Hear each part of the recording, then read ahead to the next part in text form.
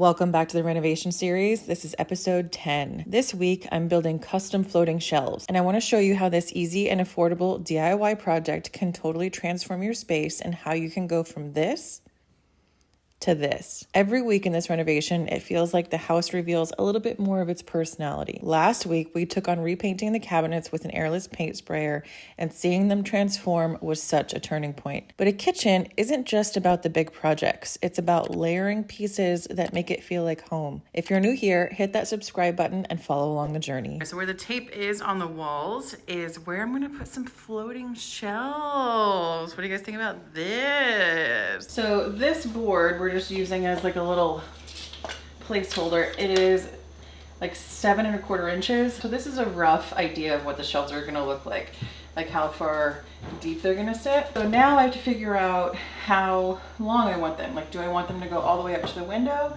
or do I want to have like a little bit of breathing room here for everything? Same with over here. Like, I don't think I want it to go all the way up to the window. That's a little cramped. But like, how far back do I want it to go? Do I want it like 3 inches, 1.5 inches? Like, I need to figure out what I want my breathing room to be. This feels right. And I think that's probably about 3 inches. Over here, that is about 3 inches as well. This feels a little bit tight. So we'll go like 3 inches on each side for this side. And then over here, I am gonna do 2 little shelves, and I think I'm just gonna have it be like 1.5 inches. I don't wanna mirror the 3 inches because then it'll make these shelves look puny.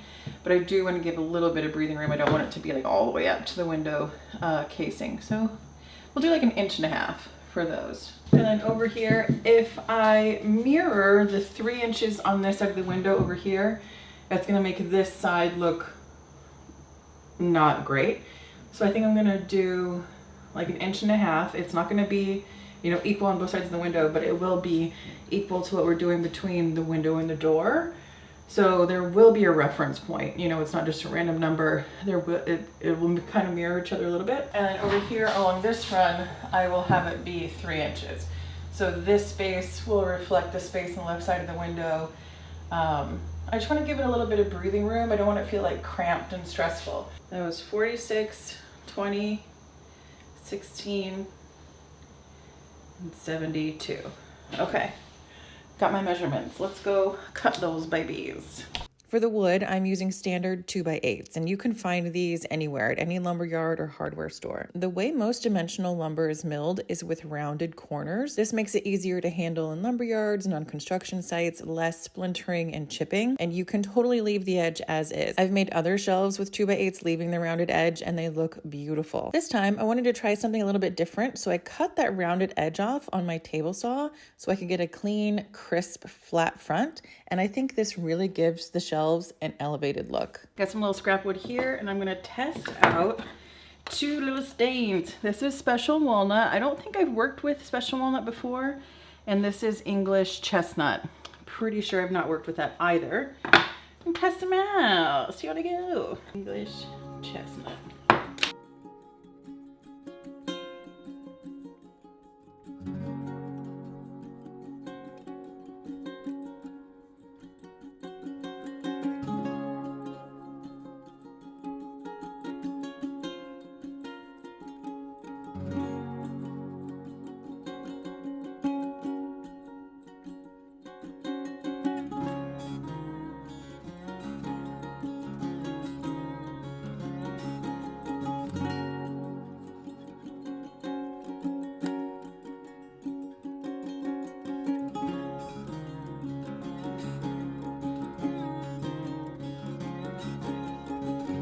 So this is Special Walnut. This is stunning on the flat surfaces, but on the edge, it's too dark. This is the English Chestnut. This is beautiful. I could definitely see myself using this in a project, but it's gonna be maybe too red against the red. You know what I mean? I need a little bit more of a contrast, but it's really pretty. So back to the drawing board we go. It's okay.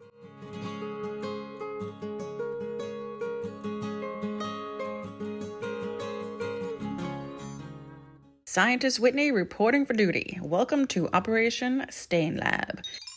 Is she a mad scientist? No. Is she a messy scientist? Yes.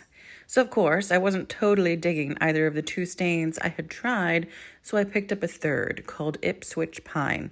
The Ipswich by itself was not the vibe either, so I did a little mixeroo. I've settled on a 2-to-3 ratio of 2 parts Special Walnut and 3 parts Ipswich Pine. I think this ratio creates a stunning balance of warmth and depth, but it doesn't lean too dark. The most important part of installing your brackets is making sure that they are properly secured, and the best way to do that is by screwing them into a stud. If you can't get them into a stud, that's okay. Just use the proper anchors for the weight that you need and you'll be good to go. My best tip for installing any sort of shelves is to keep checking for level at every step. I'm finally installing the other ceiling light. I love these. I love that we switched to the amber glass. Do you remember when we had the green glass? Eek! I love the green glass during the day. It is absolutely stunning.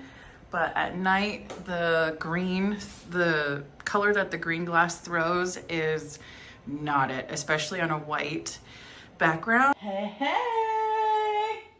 we did it.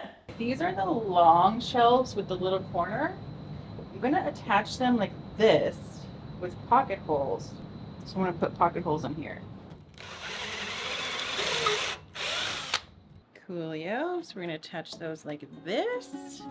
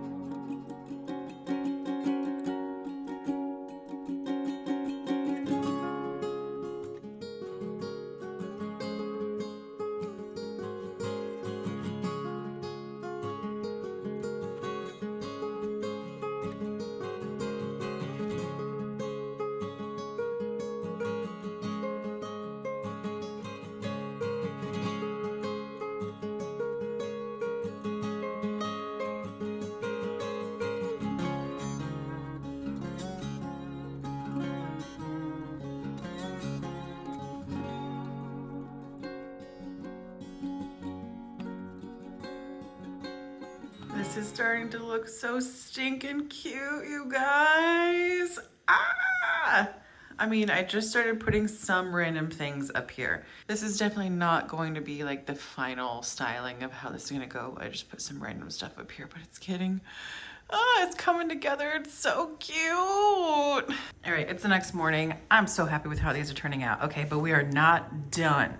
So these just have the stain on them. They aren't sealed at all. I am gonna seal them with tung oil. And then while these are down, I have some paint touch-ups to do from the crown.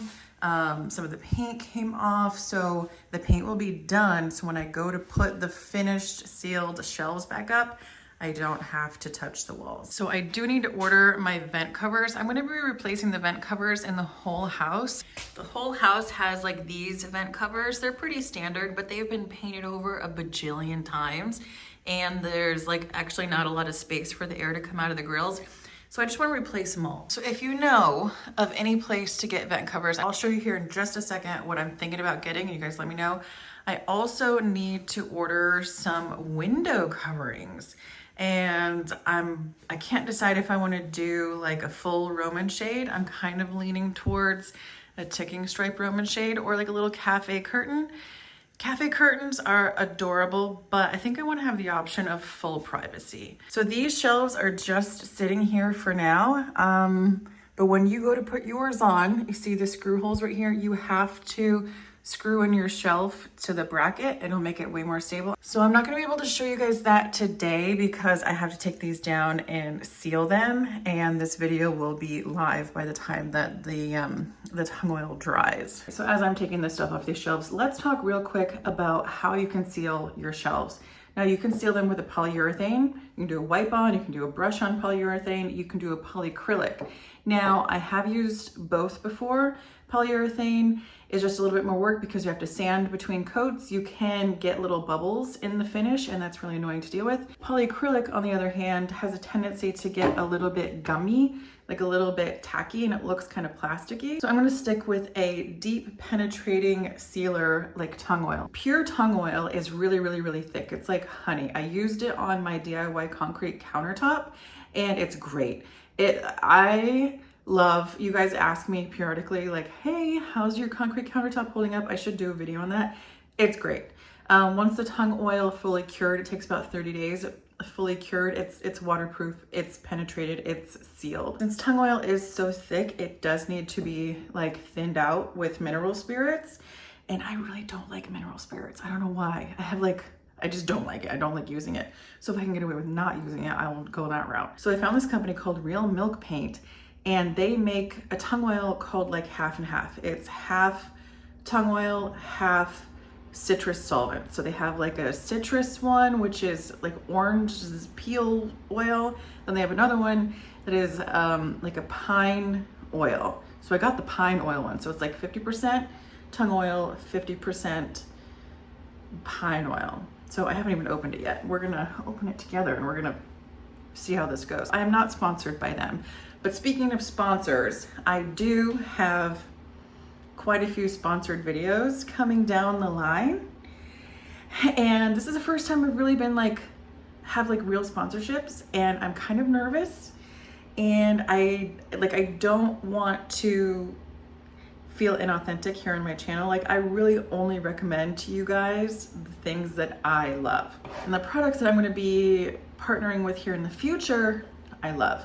I just did the flooring, the floorette floor. I actually had that flooring in my cart. I was going to buy it, and they reached out to me and I was like, holy crap, thank you. So I'm only going to be partnering with companies that I believe in, that I would actually purchase and spend my own money on. So I hope you guys can see that. I'm actually starting to get quite a few sponsorship offers, but I turned down most of them because they don't really align with my brand or with you guys. I'm not gonna do a supplement. I'm not a health and wellness channel. I'm not gonna do makeup. I mean, I love makeup, but this is not a beauty channel.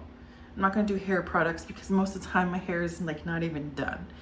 So I say no to all of that stuff because it's inauthentic to me. It's not what you guys are interested in. So the things that are coming down the line, I think you are gonna be really interested in. So let me know your thoughts on that. Sponsorships are so weird. This is very weird. It's very new to me, but it's very weird.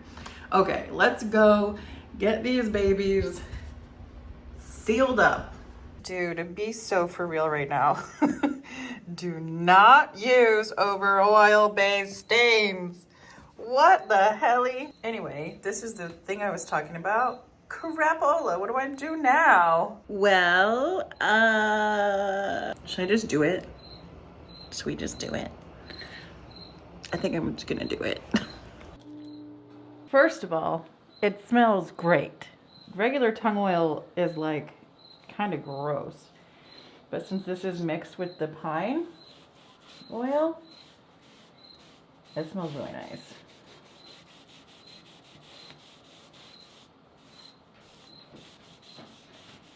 Okay, now I'm just gonna try it over the raw wood and we'll see if it's any different.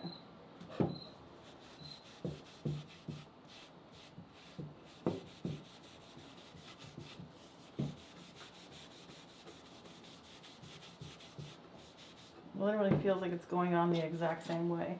I think it's gonna be fine. I've done 2 coats. I definitely think I could use a couple more, but I think it's totally gonna be fine. I can't technically say go against the rules and just do it anyway, but I mean, I'm gonna do it. So rules were made to be broken, right?